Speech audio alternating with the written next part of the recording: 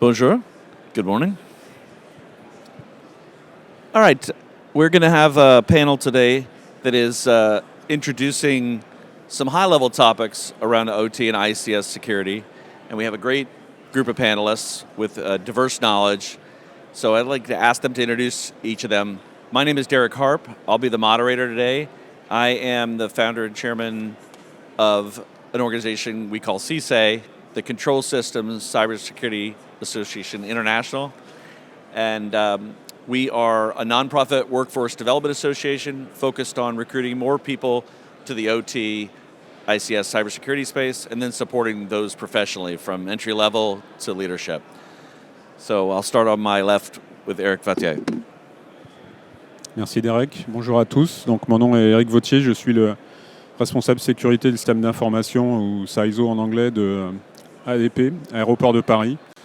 Et donc mon périmètre s'étend sur l'ensemble de l'informatique, IT, OT, etc. Merci.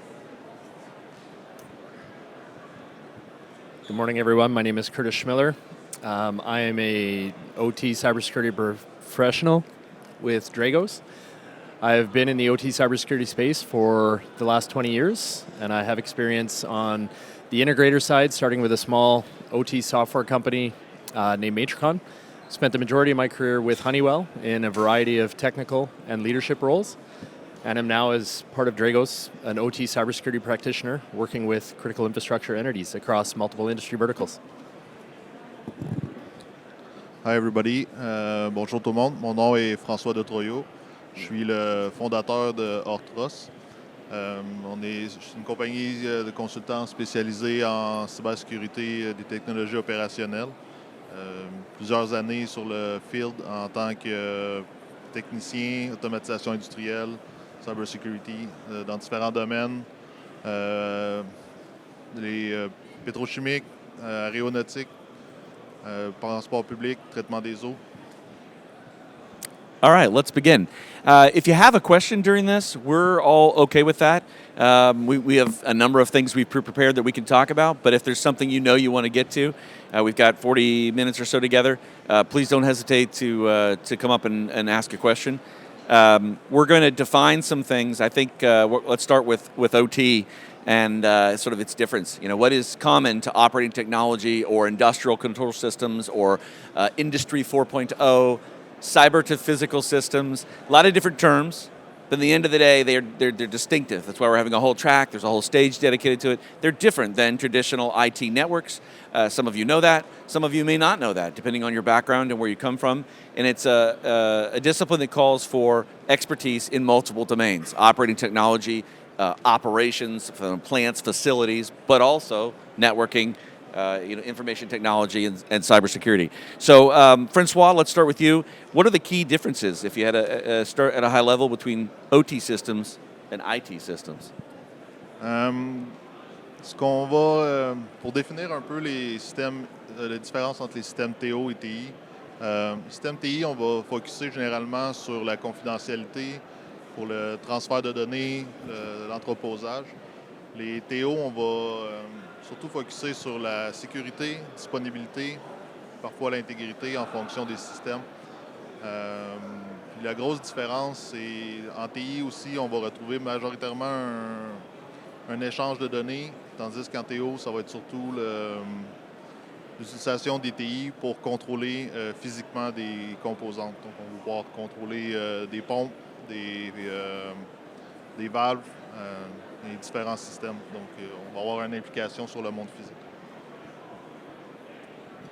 I'd also like to add to that as well, and I do apologize if there is any repetition. The translation is somewhat coming through, but often in OT we are dealing, what I like to really refer to them as are a system of systems involving physical processes. Often in these environments you're dealing with multiple vendors, all managing their own systems.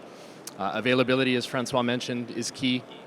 But we also have to deal with legacy systems. The life cycle of these systems often goes beyond a decade. And within that time frame, there's very little opportunity for downtime or upgrading.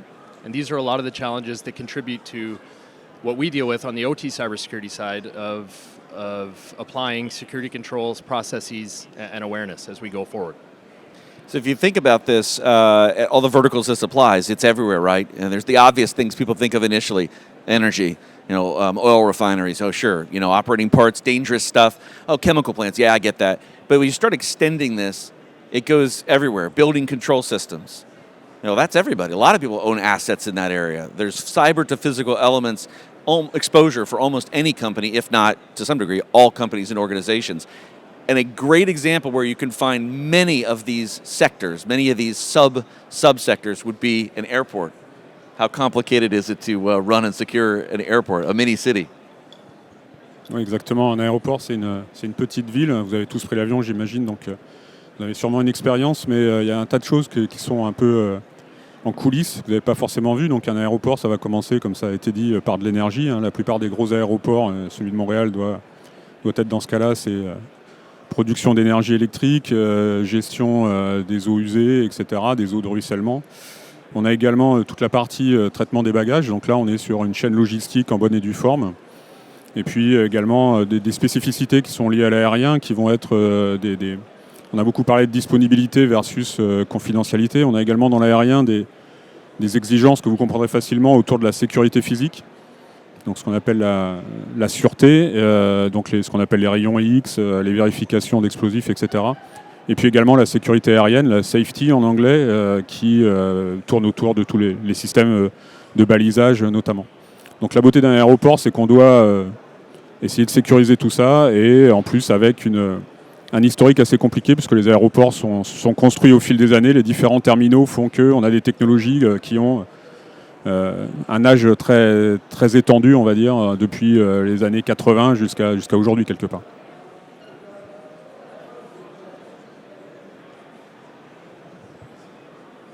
Yeah, the airport is a great example, too, of many, many, many different stakeholders.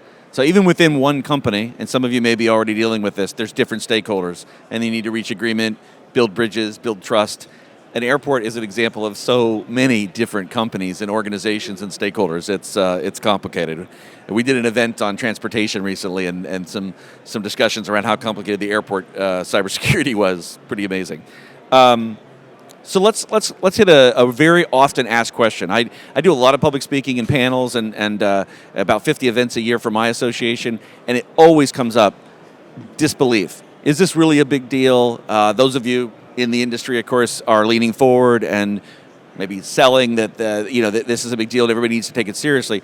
People who aren't maybe working in the industry sometimes question that. Like, if I haven't seen in the news an explosion or some sort of large event, is this real? Is this a significant thing? So, Curtis, let's talk about pretend you're a wastewater, a small utility. Not a juicy plum target. Maybe, do you care about this? Do you need to invest in this? That's an excellent question, and absolutely, you need to consider and invest in some level of control. Even the smallest utility, whether it's providing electricity to a municipality, if you're a wastewater or water treatment facility, you're often dealing with caustic chemicals and balancing pH, for example. You're not a big, juicy target, and those are all the ones that we hear about in the news. But you have just as much of an impact to the community and civilian life as a major oil and gas provider. So it does have to be considered. We balance that by also understanding that small municipalities or smaller entities also deal largely with budget constraints and selling advocacy for OT cybersecurity. The way that we often recommend to approach that is look at it from a scenario-based perspective. One key area that all utilities, or all verticals rather, are exposed to is the threat of ransomware. So if you use that as a basis of a scenario that you need to defend against, it will infer the investment in security controls moving forward as well. Yeah, ransomware is a great example. Ransoms are being paid out in the OT space. We're going to see more on that, but are also going to not see more on that. Reporting is another thing. Incidences occurring and us hearing about them are two very different data groups. There's still incentive for some groups to not share, affecting their share price, affecting confidence in their brand. And so there are ransoms being paid. The ransom code itself has been broken down, and there are payloads within the ransom code that are OT specific now. That wasn't necessarily the case a few years ago. These were targeting IT systems, but now there is native ransomware code that has got specific OT-focused payload capability. There's more on that. We're doing an entire event on November 15th, diving much deeper into the ransomware, getting beyond the sort of the high level on that, because there's more to it, and it's evolving quite quickly. So we might not see things in the news, but there is more happening. Money to be made. Threat actor, one of the threat actor categories is the cyber criminal. They're making money. And I'd like to elaborate that on a little bit as well, Derek. You brought up a very good point in that it's not in the news, and that is something that we within Dragos have advocated for, to increase transparency to these cyber events. We understand the implications to public image and reputation, but we as defenders can only improve and grow and enhance our capabilities through knowledge sharing and awareness. And it's one thing that we've really tried to advocate for within Dragos, within the wider community, of being open and being transparent. And there's certain solutions and things that we have put together to try to advocate for that.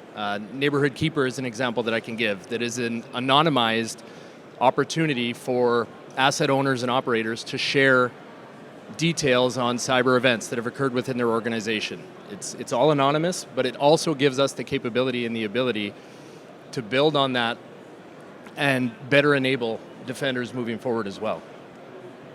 Peut-être pour compléter sur le volet du ransomware, la mauvaise nouvelle, c'est que vous allez peut-être subir une attaque alors que vous n'êtes pas du tout visé. C'est aussi la difficulté qu'on a aujourd'hui, c'est qu'un certain nombre de systèmes sont accessibles sur Internet, dans vos entreprises. Ça se trouve, vous ne le savez même pas.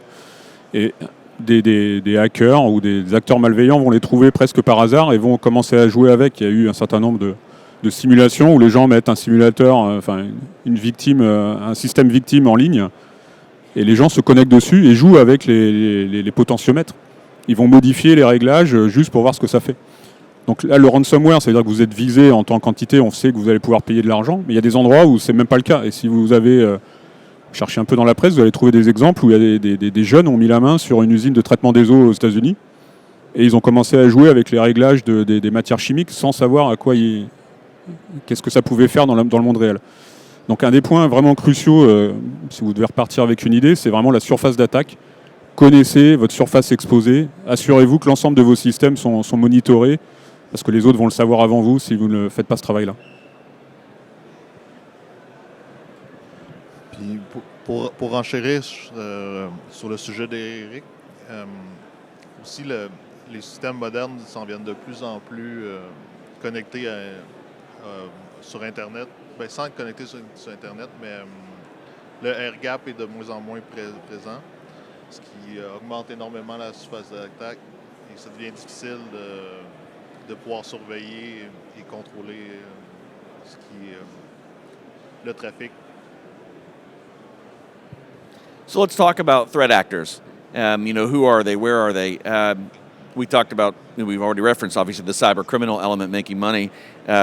Historically, it either was or it seemed to be the purview of deep-pocketed threat actors to go after an OT system, and maybe that would be some reasons why historically we didn't see some things. You really need to understand the underlying operating technology to do great harm.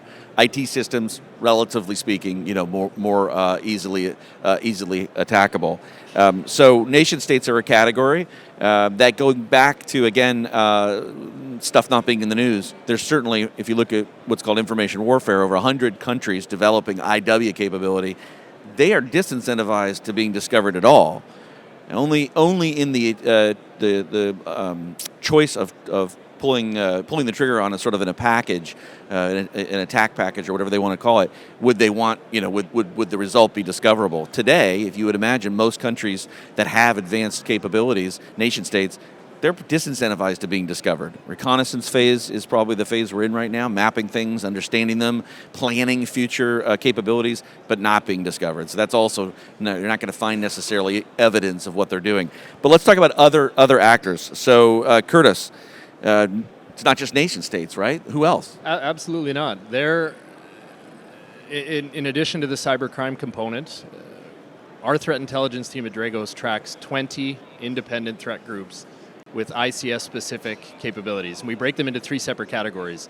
The first being ICS curious, so more of a traditional enterprise-driven or focused threat actor that is just starting to explore opportunities in exploiting ICS networks. There are ICS-capable threat groups, and then there are ICS-adept threat groups.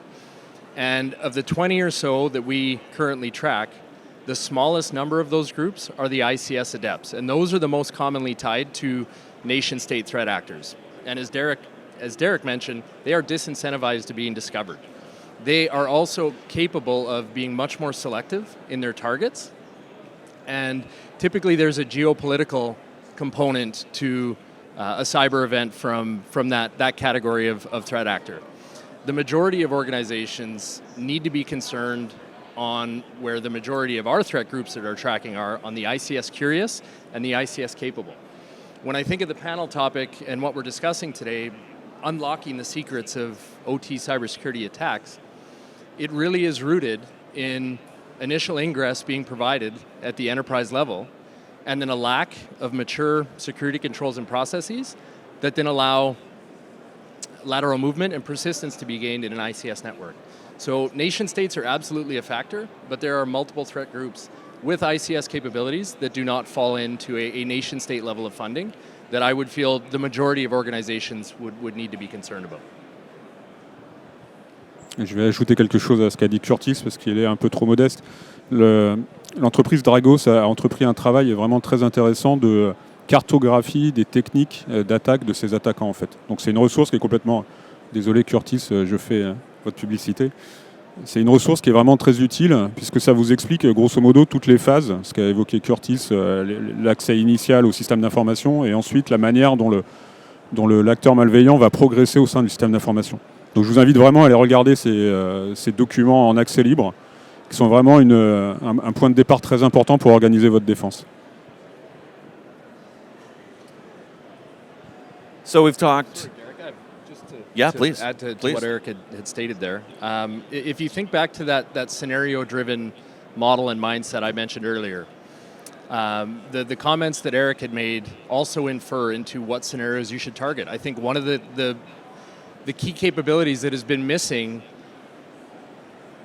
in the last decade or so of exploring OT cybersecurity has been real-world threat intelligence that can inform us as asset owners and operators on the controls, the processes, the awareness training, etc., that we need to focus on to address the cyber risk in our own organizations. I think that is a key piece that was missing if we were to look at this 10 years ago, that is constantly evolving. All of that intelligence can infer an organization to, again, identify those scenarios they need to protect against and implement the necessary level of security control to mitigate the risk. Any questions? Please feel free to ask questions during this process. Won't disrupt us at all. So we've talked about nation states. We've talked about cyber criminal elements. There are hacktivists, groups that maybe formerly would have moved a ship in front of your corporate ship and blocked your way to make their point, and now they're realizing that there are other ways to maybe have influence over a brand or over a company that they object to. But there is another group, and so we do an annual study, an annual report. It's free. We use sponsors to pay for the research and the work. It's based on 550 respondents. We're about to publish our 3rd annual, and we ask people about threat actors, and then there's a clear winner, and we have not talked about this threat actor yet. And so, François, who's a big threat actor that we haven't yet talked about? Yeah, I think vous voulez parler des insider threat. Donc les menaces internes, c'est souvent quelque chose à prendre au sérieux. Souvent, c'est un des aspects qui va être négligé dû au fait qu'on ne s'attend souvent pas à ce que nos employés à l'interne nous attaquent. Mais c'est souvent un des gros risques à considérer parce que c'est souvent ceux qui ont le plus d'accès, qui ont une connaissance du système. C'est assez difficile à mitiguer. C'est important de mettre en place des mesures de surveillance, segmentation des droits, limiter les privilèges. Mais c'est surtout de préparer des scénarios d'incidents, de faire des tabletops afin de prévoir toutes les éventualités. Mais la clé, c'est vraiment, là, je pense, de bien séparer les tâches puis de s'assurer qu'une personne n'ait pas trop de privilèges qui peut accéder au système. So do we have a question over here? I think if you want to use the microphone.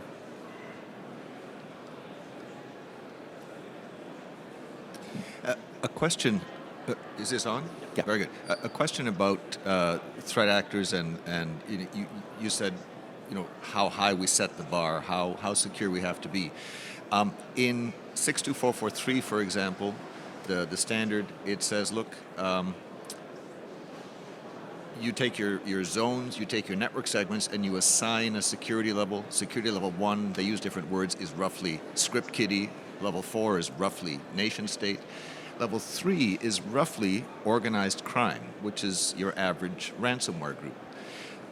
If you have a small target, not Montreal Airport, let's say a small water treatment utility,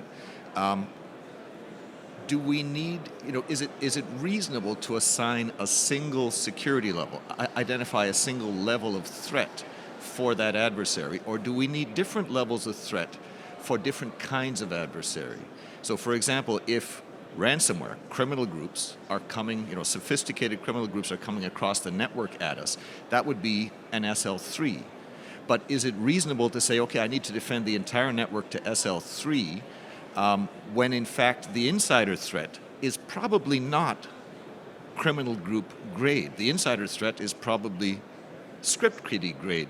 Do we need, is it reasonable to assign one security level as a target for each of our networks, or do we need multiple levels for different classes of adversaries?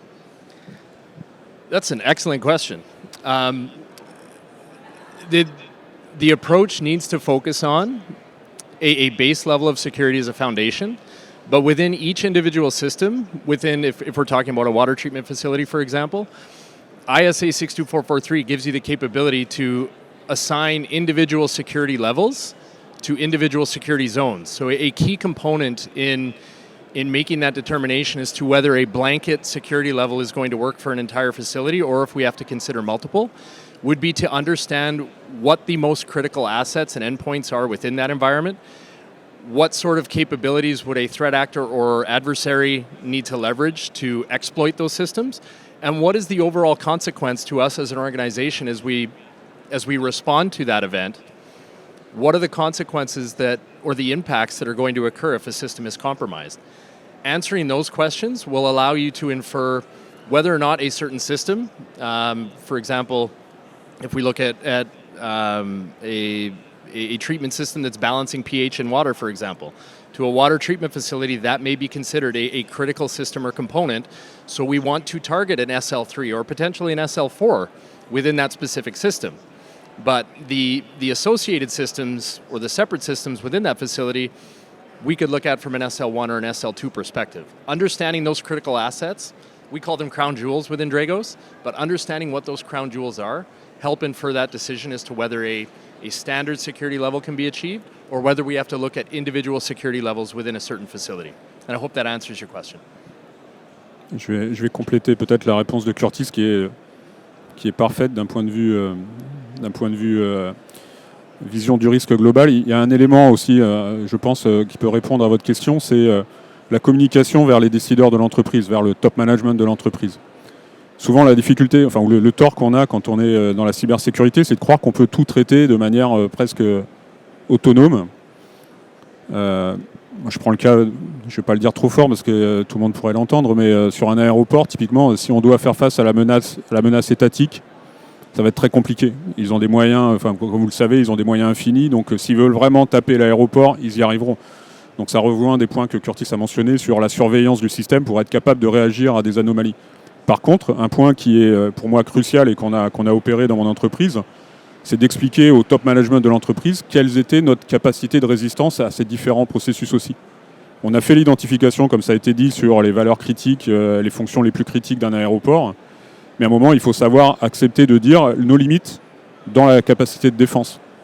Un acteur étatique qui veut vraiment, c'est valable malheureusement pour l'ensemble des entreprises ici, qui veut vraiment nous cibler, qui veut vraiment perturber le fonctionnement d'un État au travers de nos systèmes à nous, il y arrivera. Et il faut que le top management en soit conscient. Yeah, I had to look this up just because it's so interesting. In our years of research, we split out the insiders when we asked people about threat actors. And so malicious insiders are sort of tied with cyber criminals. Nation states are a smaller percentage. The number one category, up in the 40% range, negligent insiders. So not malicious insiders, but insiders who do have trusted access, but they're not bad threat actors. But that's the number one problem threat actor. So identity access and management. These sorts of things are critical, and I think this is part of the question too of people who are at the beginning stage of maturity in this area. Like, do we do everything? Well, you can't. Where do we start? You probably don't start hardening yourself against a nation state if you are completely open to your own employees, doing things within your network that you don't want them to do.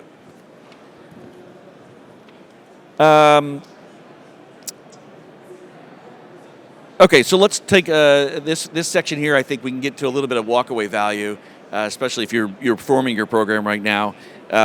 It does seem like an insurmountable task. So I'm going to direct this to Curtis initially, but I think all three will have elements to add to this. Where do you start? And it's a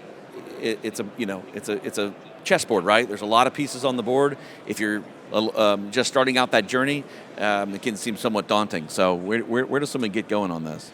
And I think that's the other challenge as well. To the gentleman's question from earlier, ISA 62443 is a very well-known standard when it comes to OT cybersecurity, but it is also not the only one. There are regulated industries, such as utilities, that have the benefits of NERC-CIP. And while there is some overlap between the two, there are subtle differences as well. So it's a matter of choosing a framework to follow, but not overlooking or under prioritizing the detection, monitoring, and response capabilities. A lot of the best practices that are in use today or are known today are very focused on preventative controls. And that's just simply due to the genesis of these frameworks being developed at a time where there was very limited threat intelligence or real-world scenarios to draw from to inform what a security control should look like. So I would argue or recommend that organizations start with understanding their environment, getting an idea of the assets that are in operation within the OT environment, building a confidence in an asset inventory, and again, understanding what those crown jewels and key endpoints are within your environment. That will inform the level of security that will be required to be invested in to properly mitigate the risk to those systems. And going back to my scenario topics from before, we've talked about ransomware. In my opinion, every single organization should have an OT-specific incident response plan for ransomware specifically. To François' points around insider threats, another scenario that every organization should consider is the insider threat scenario, and how are we going to respond to a cyber event that is brought in by an insider threat? Those are great places to start. Again, understanding the key components of your network, having a confidence in your asset inventory, and identifying those scenarios that are either targeting you specifically as an organization or as a vertical are key components to build a foundation from, and then evolve moving forward as well.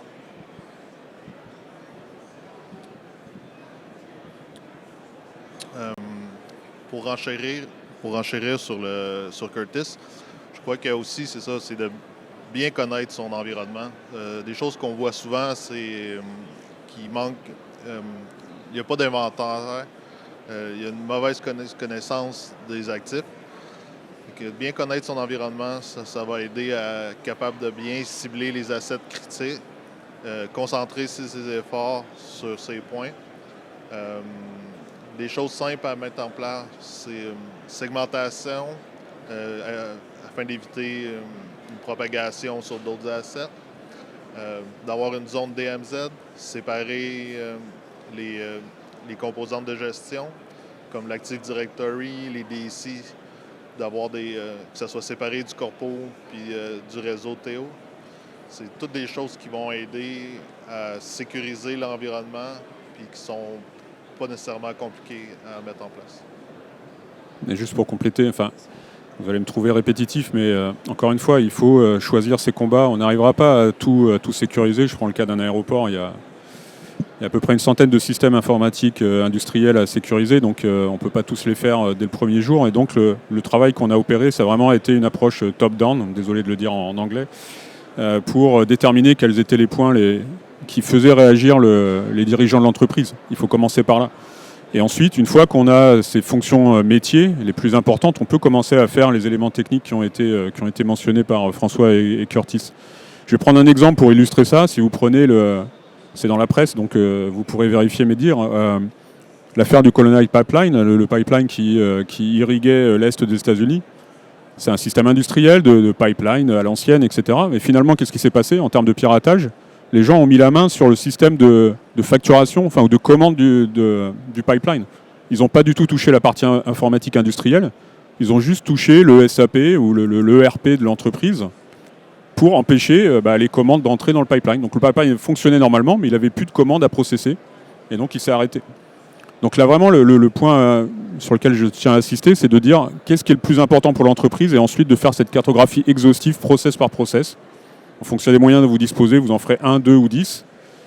Mais il faut que ce soit en ligne avec le top management de l'entreprise. Si vous commencez par traiter le sujet qui n'intéresse personne, on a eu fait de fausses routes.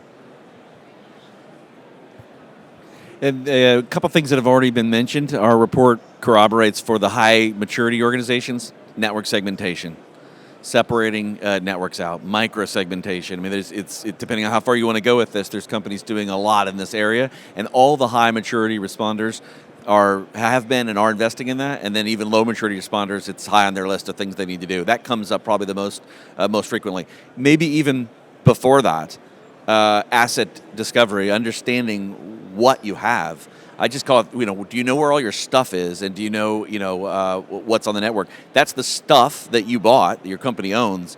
But anybody who's been working in this space and doing assessments, that's all the also the stuff that is not owned by your company, but you can find connected in one way or another to your network.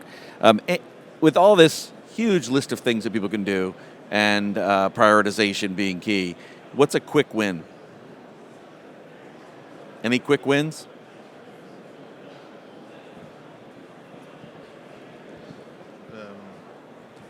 Investir dans son personnel. Je crois que c'est le meilleur quick win qu'une compagnie peut avoir. Et on a un gros manque de ressources formées en TO, parce que majoritairement, cybersécurité dans ce domaine, c'est assez nouveau. C'était généralement géré par la maintenance, l'équipe d'ingénierie. Souvent, le monde qui arrive de la cybersécurité ont plus une mentalité TI qui n'est pas nécessairement 100% applicable. Je crois de faire de la sensibilisation, du training, commencer avec les choses, identifier les assets, comme on disait, les assets critiques, commencer à faire des petits pas. Mais je pense que ce qui est important, c'est dans les quick wins, c'est de toujours en faire un peu. C'est tranquillement pas vite, c'est ce qui va faire que la maturité va augmenter et qu'on va avoir des systèmes sécurisés.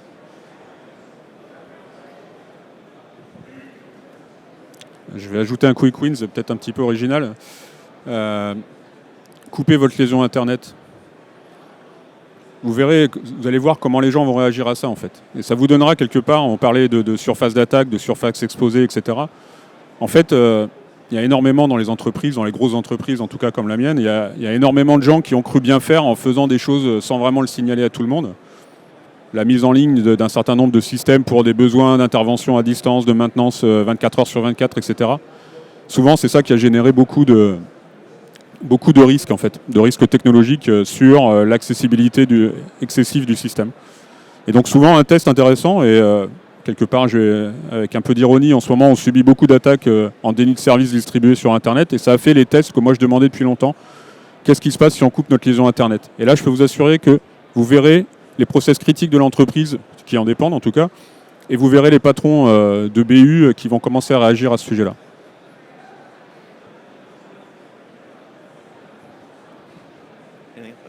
One other technology that people are having some great success with is data diodes and unidirectional gateway technology, one-way technology, especially where you have business the business side of the organization needing data, but not needing to have interoperability with an operating system. There are some leading technology companies that can help you extract that data, but in a way that it can't go back the other direction.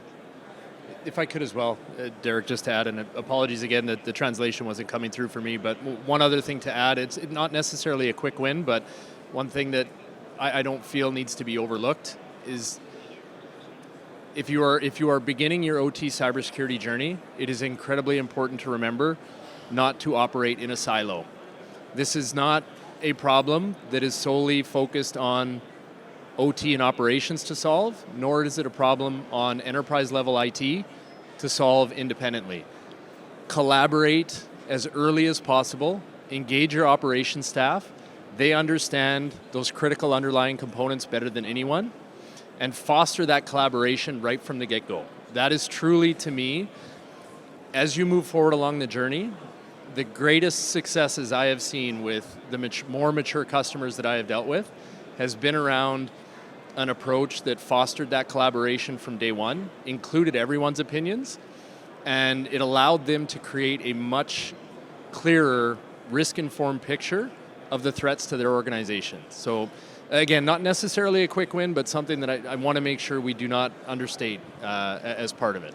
Include the entirety of your organization. It's not a single groups or teams problem to solve. Je vais compléter ce que dit Curtis.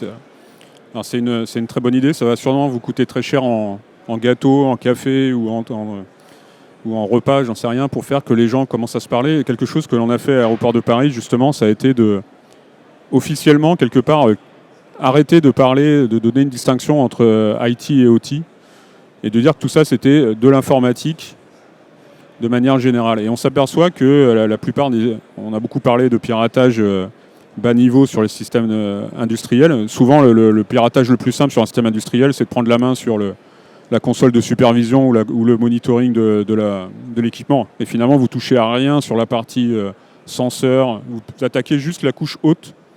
Et la couche haute, c'est quoi ? C'est de l'IT que son collègue fait 3 bureaux plus loin. Et justement, de mettre toutes ces personnes dans la même pièce et de leur dire finalement, on a tous les mêmes risques, on a tous les mêmes fragilités. Et finalement, on a tous les mêmes solutions, sauf que celui qui est 3 bureaux plus loin, qui ne fait pas d'industriel, il est peut-être meilleur que celui qui doit faire les couches basses et les couches hautes.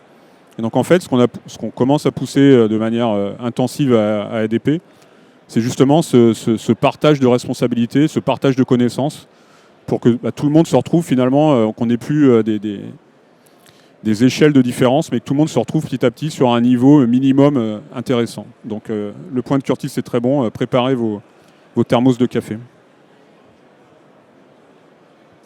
All right, we have snuck into the next question already, and it's no big surprise because it's, it'll be self-explanatory. So if you had to choose the success in securing these systems we're talking about, is it PPT, people, process, or technology, but you can only choose one that's going to lead to success? If you can make some improvements, which one do you improve on? Which one do you need to improve on?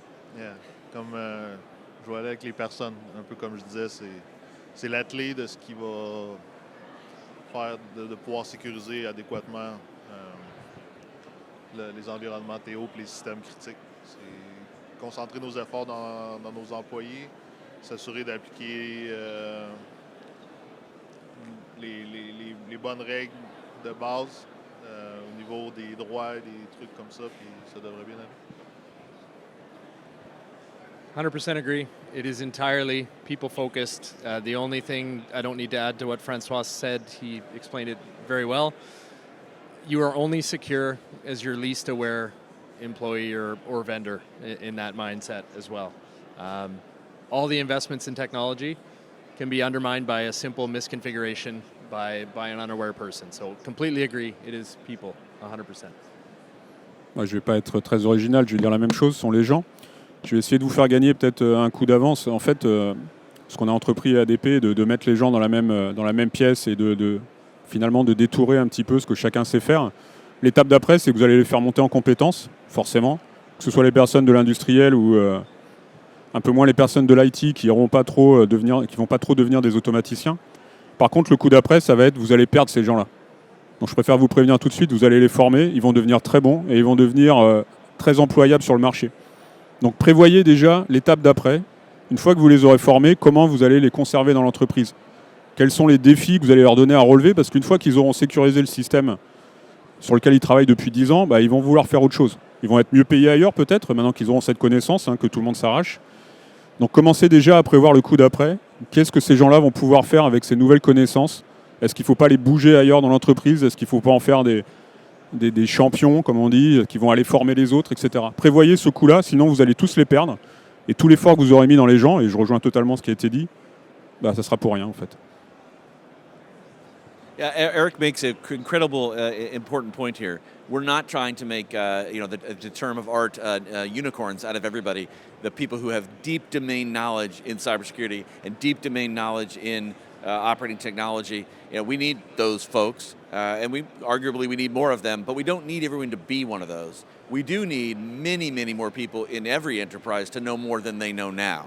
And so that's one of the big challenges. We got to raise the cyber hygiene and maturity up from where it is. It's pretty low, especially industry by industry. In some industry verticals, it's very, very low. It's almost non-existent. And so there's work to be done on that. And the human part of this is huge. Clearly, process and technology play a part. It's again, it's a chessboard with a bunch of pieces, right? But the human being part, which obviously my nonprofit workforce association is entirely focused on. All of our evidence, all of our research, all the surveys, every panel I've ever been on, that's what people are going to say. They're going to say, biggest problem is people, and that's something we're all going to have to invest in, and we're all going to have to work on, unique to our enterprise. And people are having to home grow, because we do know the backdrop on cybersecurity professionals is what? Missing 1 million, 2 million, 3 million, depending on what statistic you read, missing people. Missing professionals that don't exist in the marketplace. So we're really just poaching, from another organization, which might serve your organization well enough, but societally and across all of our industries, we're going to have to develop more of our people, which is Eric was talking about, investing in that training, and bring them up on the inside. And I can tell you the many experiences talking to asset owners that I now have the privilege of having. That's what a lot of them are resorting to, and some of them are getting quite sophisticated with almost little mini cyber, OT cyber universities within their organization, and that's what they've resorted to. They're not finding people out on the street corner just ready to join your company that knows what to do in this space. This is an important question as we're nearing the end. If you build a house and you put all the right materials into it, and no fire breaks out, does that mean you have done everything and you've been successful? The lack of an incident. Clearly, it doesn't work that way, right? You could still have a lot of problems. How the heck do we measure if you are essentially, if you don't have the evidence, the spectacular evidence of an incident? How do you know where you are? I think this is a really important question. A lot of people are wrestling with that. How do we measure? How do we know? Are we immature or are we mature? So let's go down that path. Eric, do you want to start that out? Je vais revenir finalement sur un point que j'avais mentionné tout à l'heure avec Dragos.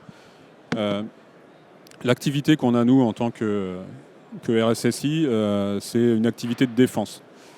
Donc la difficulté, c'est d'arriver à représenter, de déterminer si on a les bonnes défenses, est-ce qu'elles correspondent finalement aux attaques. Et on est assez peu, on a une théorie de l'informatique, on a parlé de segmentation, on a parlé de moindres privilèges, etc. Mais finalement, on ne se place jamais dans la perspective de l'attaquant, qui est finalement ce qu'on craint le plus, c'est que cet attaquant nous fasse du mal. Et pour ça, on a la chance, je vous invite à les regarder, c'est pareil, c'est en accès libre, un référentiel qui s'appelle le MITRE ATT en français, que Dragos a utilisé pour modéliser en fait les chemins d'attaque des attaquants. L'intérêt de ce référentiel-là, c'est de poser en regard notre capacité de défense. Si l'attaquant va utiliser la technique numéro X, est-ce que moi, ma défense est capable soit de la détecter, soit idéalement de la contrer? C'est une première question. Et l'intérêt de ce framework, de ce référentiel, c'est d'avoir segmenté par phase, comme Curtis l'a expliqué tout à l'heure, segmenté par phase. Et donc la tactique qu'on a appliquée, nous, côté ADP, c'est de dire il faut que je commence par l'accès initial. Si je les empêche d'entrer, je n'ai pas forcément besoin d'avoir un coffre-fort dans mon salon qui résiste à un cambrioleur. Si je l'empêche d'entrer, si je l'empêche d'ouvrir la porte, si je l'empêche de rentrer dans ma propriété. Donc je pense qu'il faut qu'on se mette à la place des attaquants pour organiser notre défense.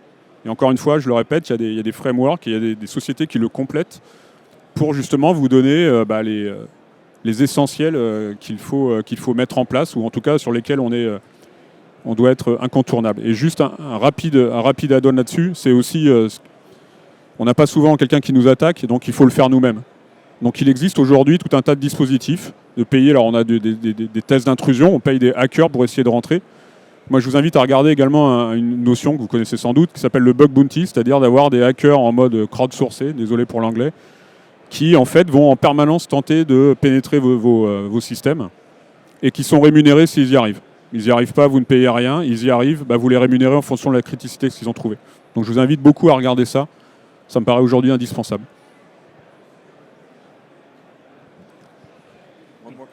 Just to quickly add to Eric's comments there as well, and sticking with your house analogy, I think is a good one, Derek. But coupling what Eric spoke about around MITRE ATT&CK and MITRE ATT&CK for ICS, covering those specific tactics, techniques, and procedures that threat actors use to exploit systems. Also couple that with, again, the real-world threat intelligence. And if I use the house analogy, if I'm building a house, I want to look at the neighborhood. What are the demographics like in the neighborhood? What's the crime history been in the neighborhood? That will infer my decision making of, do I need bars on my basement windows? Do I need double locks on my front doors? So couple that real world threat intelligence. There are real world scenarios available. Many attacks that you can choose from, looking at lessons learned, coupling that with frameworks such as MITRE to really build that comprehensive picture and moving forward as well. Pour renchérir sur Curtis, c'est ça. Ce qui est important aussi, c'est d'avoir un périmètre qui est quand même fort, initialement, afin de se protéger, d'avoir le temps après ça de protéger l'intérieur. C'est d'appliquer les principes de défense en profondeur. C'est un peu comme Curtis disait, c'est d'avoir plusieurs moyens de protection à différents niveaux. Donc si on finit par avoir une attaque, il va juste percer une des premières défenses, puis ça donne du temps de réaction, puis ça permet de protéger le système sur plusieurs niveaux de couche. Well, thank you very much. You've been a great audience, and thank you, panelists, for all the preparation and for bringing your knowledge to the table. If you have any questions, I'm sure we'll be around a little bit. CSA has a booth if you're interested in the annual report, which, again, it's no cost. We use sponsors to pay for the work, so we can give it away to people who want to use it as a decision support tool. I'd love to talk to you about it. Thank you, everyone.